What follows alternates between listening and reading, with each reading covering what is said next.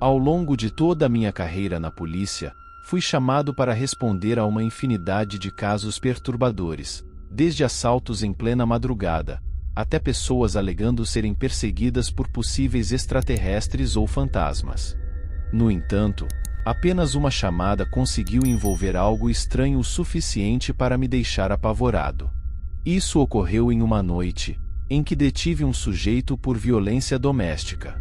Ele estava sendo extremamente agressivo e escandaloso, e ao chegar na delegacia, foi acompanhado por outro policial e pelo sargento. Enquanto eu estava fazendo toda a papelada do sujeito, lembro-me de ter olhado para a cela número 1, onde outro homem, vestindo uma camisa branca e óculos escuros, estava encarando-nos. O que me chamou a atenção foi o fato de ele nos observar fixamente, não só a mim, mas aos outros policiais também. Senti um arrepio percorrer meu corpo, mas na hora, não entendi o motivo. Decidi ignorá-lo, já que não queria mais problemas naquela noite. Após terminar de registrar os dados do recém-preso, o acompanhamos até a sua cela. Enquanto passávamos pela primeira cela, notei que o homem ainda estava de pé, bem no centro da cela dele, nos encarando com uma expressão fria e assustadora. Mais uma vez, escolhemos ignorá-lo, e nos concentramos em nossa outra tarefa. Cerca de 1 hora depois, o sargento me pediu para checar os documentos dos detentos, a fim de identificar alguém que deveria ser transferido para uma cadeia na cidade vizinha.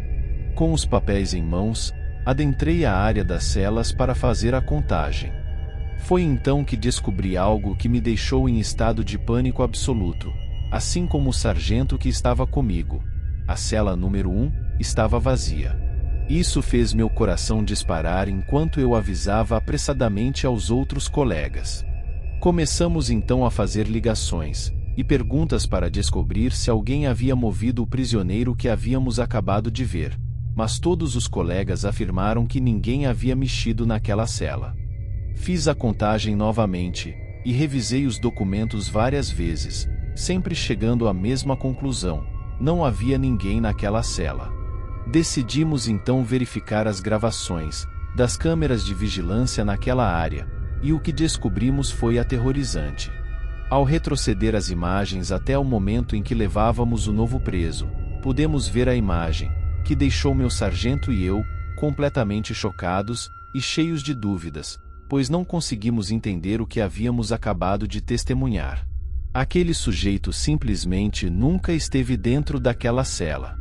Segundo os mais antigos que trabalhavam há muito tempo naquele local, me informaram que, através das câmeras, eles também já viram os outros detentos conversando com alguém, na direção da cela número 1, embora as gravações mostrassem claramente que não havia absolutamente ninguém no local. Com isso, eles já estavam até acostumados.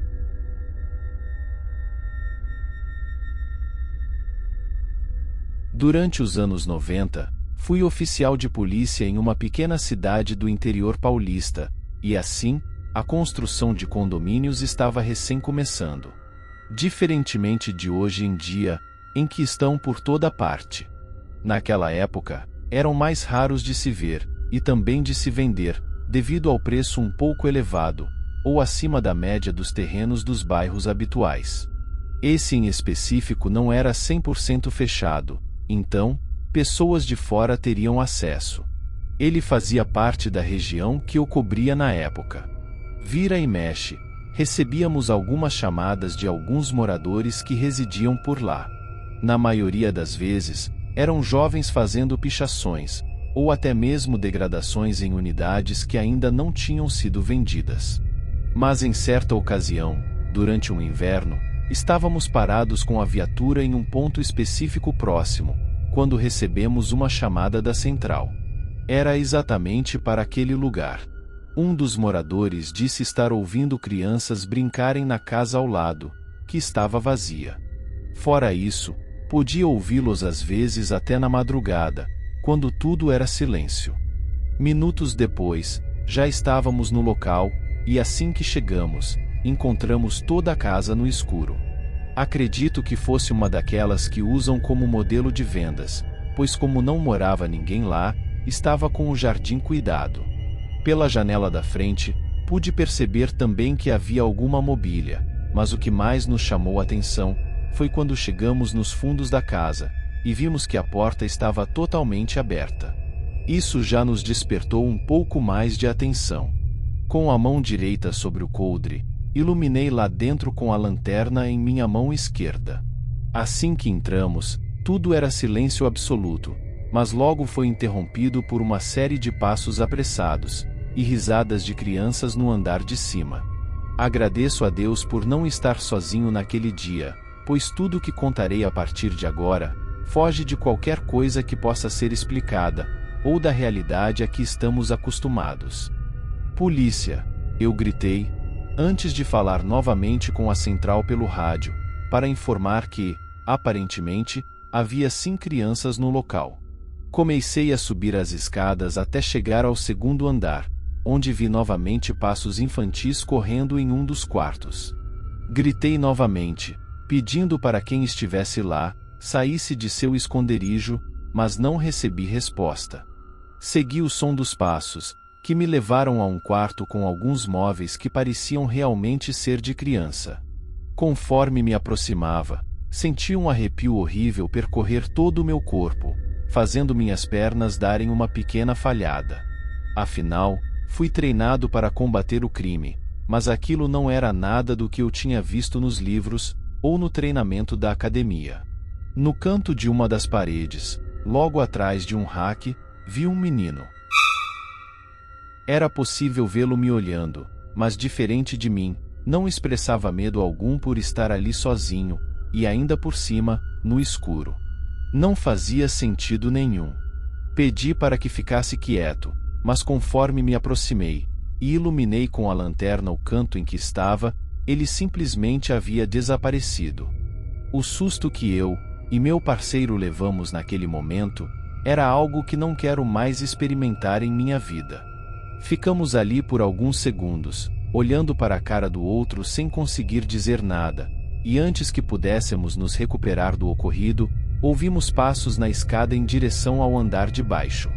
Respiramos fundo e seguimos em direção ao barulho. Mais uma vez, o vimos, parado, enquanto ele olhava para nós, parecendo se divertir com o que estava fazendo. Iluminei minha lanterna em direção ao batente da porta, vendo claramente seu rosto. Assim que me aproximei com tudo, não estava mais lá, e só conseguimos ouvir suas risadas e passos, enquanto corria em direção à porta dos fundos e a batia com tudo em seguida. Claro que, a essa altura, ficamos completamente confusos, e nem sei dizer ao certo se era medo que estava sentindo. Mas aquilo não era nada que já tivéssemos vivenciado, e muito menos, algo que pudesse ser explicado. Ao ver aquilo, não conseguimos fazer mais nada, além de ficar no local extremamente confusos e assustados. Em toda a minha carreira, nunca vi mais nada parecido, e toda vez que lembro da imagem daquele garoto, sumindo bem na nossa frente, ainda sinto um frio na espinha.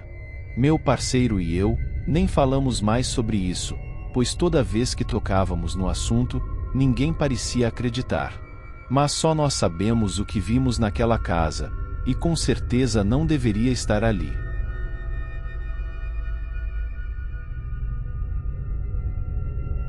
Isso aconteceu com meu parceiro, no primeiro mês em que ele entrou para a corporação. Na época, éramos apenas amigos da academia, jovens recrutas recém-formados. Lembro-me de que o encontrei no final do turno. Ele estava visivelmente abatido, e achei que precisava conversar, ou algo assim. Então, convidei-o para tomar algumas bebidas, e ver se ele melhorava aquele humor. Quando cheguei, ele já estava lá, e pude perceber de longe, que ele estava mais distante, com um olhar perdido. Achei muito estranho seu comportamento, e assim que sentei à mesa, logo disse a ele para desabafar, e brinquei, parece que viu um fantasma. Ele me olhou com seriedade, como se eu tivesse dito algo errado, e começou a me contar sobre uma ocorrência bastante estranha, a qual ele tinha sido chamado. Segundo ele, seu parceiro recebeu uma chamada de apoio para uma situação de violência doméstica em um apartamento próximo de onde estavam. Aceitaram a chamada e foram verificar. Ao chegarem à porta, ouviram vários gritos vindo de dentro. Assim que bateram na porta para anunciar sua chegada, ela se abriu sozinha com o impacto de suas mãos, e logo se surpreenderam com o repentino silêncio que o apartamento ficou. Dentro do apartamento, começaram a procurar pelo casal que estava discutindo. Vasculharam todos os cômodos, mas não encontraram ninguém. Todas as luzes estavam acesas e a televisão ligada, mas não havia nenhum sinal de vida. Ficaram dentro do local por alguns minutos, esperando que alguém aparecesse, mas isso não aconteceu. Então, decidiram sair. Não havia passado nem 10 minutos desde que saíram, quando receberam outra chamada de um morador, dessa vez dizendo que uma briga estava acontecendo no apartamento. Quando viram o número, era o mesmo do qual tinham acabado de sair. Rapidamente, deram meia volta e retornaram. Ao chegarem novamente ao local, a porta estava entreaberta, não se ouvia gritos, mas havia uma grande desordem, deixando-os totalmente desorientados. Havia papéis pelo chão, almofadas fora do lugar, e foi então que ouviram nitidamente o barulho da descarga do banheiro. Sem hesitar, correram para lá e abriram a porta com tudo, mas o banheiro estava completamente vazio. Mesmo vendo a água do reservatório se encher, não encontraram uma alma viva naquele lugar.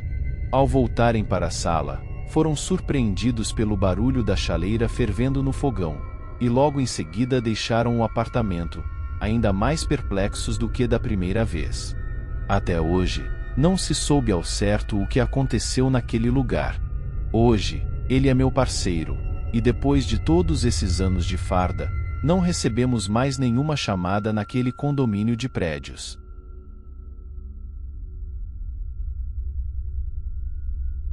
Há alguns anos, enquanto eu estava em patrulha, um alerta ecoou em meu rádio. Pediam a nossa ajuda para atender ao chamado de socorro de uma idosa que vivia solitária em sua casa. Ao receber o endereço, percebi que não estava muito distante, mas também não era tão próximo ao ponto de chegarmos rapidamente ao local. Um colega meu acabou sendo encarregado de atender a solicitação.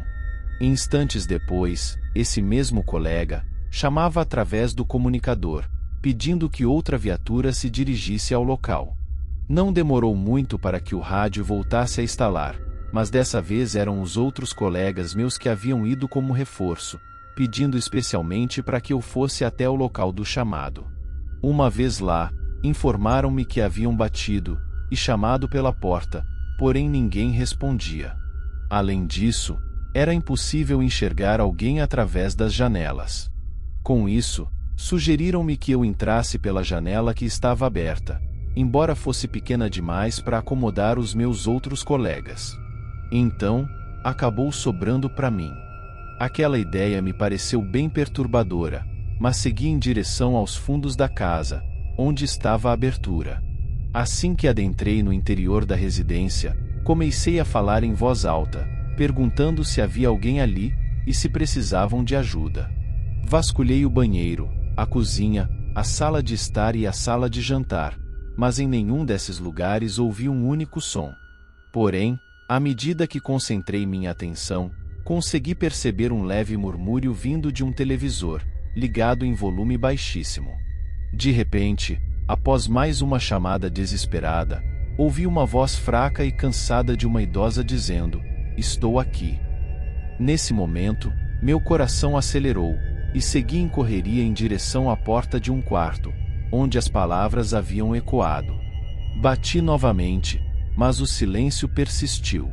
Decidi então forçar a porta, empurrando-a com todas as minhas forças, e o que encontrei do outro lado foi uma visão aterradora.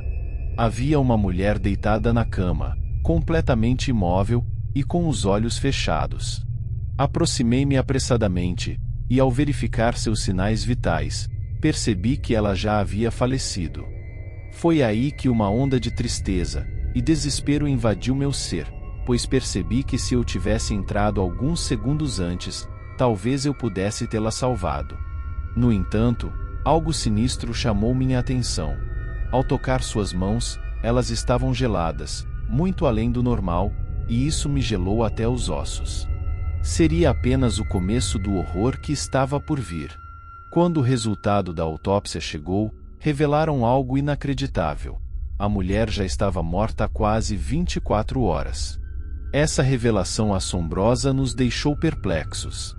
Se ela estava morta havia tanto tempo, de quem era a voz que eu ouvia ecoando pela casa? E ainda mais assustador, quem teria feito a chamada de socorro em nome dessa mulher, que já estava sem vida há quase um dia? O enigma sombrio daquela casa solitária continua sem resposta até hoje. Agradeço por ter acompanhado até o final. Se gostou, não se esqueça de deixar seu apoio, curtindo o vídeo e considerando se inscrever para ajudar nosso canal a crescer. Compartilhe o vídeo, afinal de contas, o medo é mais intenso quando é compartilhado. Postamos novas histórias toda semana. Por hoje é só, até o próximo vídeo.